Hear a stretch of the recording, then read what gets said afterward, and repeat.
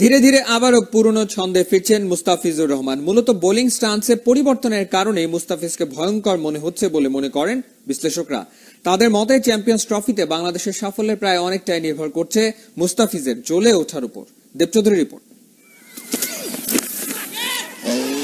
9 over 2 maiden, 23 রানে 4 wicket, যে কোনো বিচারেই ওয়ানডেতে দারুণ বোলিং ফিগার।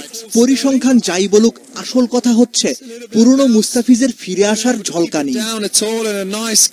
আইরিশদের সাথে যেভাবে বল করেছেন কিংবা বডি ল্যাঙ্গুয়েজে যে ধরনের অ্যাগ্রেশন ছিল, সেটা নিউজিল্যান্ড, ভারত কিংবা শ্রীলঙ্কা কোনো সিরিজেই চোখে পড়েনি।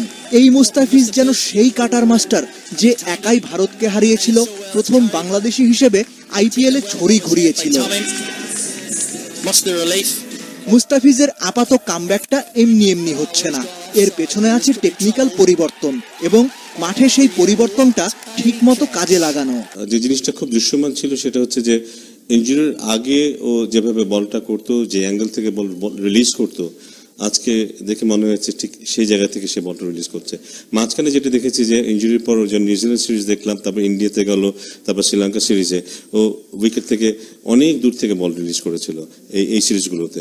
বাট আজকে দেখেছি এবং গত ম্যাচেও কিছুটা দেখেছি যে স্টাম্পের বেশ কাছাকাছি থেকে বল রিলিজ করছে। এতে যেটা হচ্ছে যে ওর স্লো ডেলিভারিগুলো বেশি এফেক্টিভ হচ্ছে, কারণ বলগুলো সোজা ব্যাটসম্যানের দিকে আসছে, বলে বোধহয় রেভলিউশনও বাড়ছে এবং বাউন্সটা পাচ্ছে। তো সবকিছু মিলিয়েও আগের রিদমটা পাচ্ছে মুস্তাফিজ।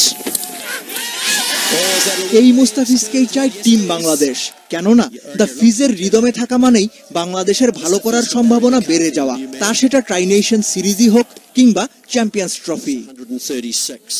দেবচৌধুরী।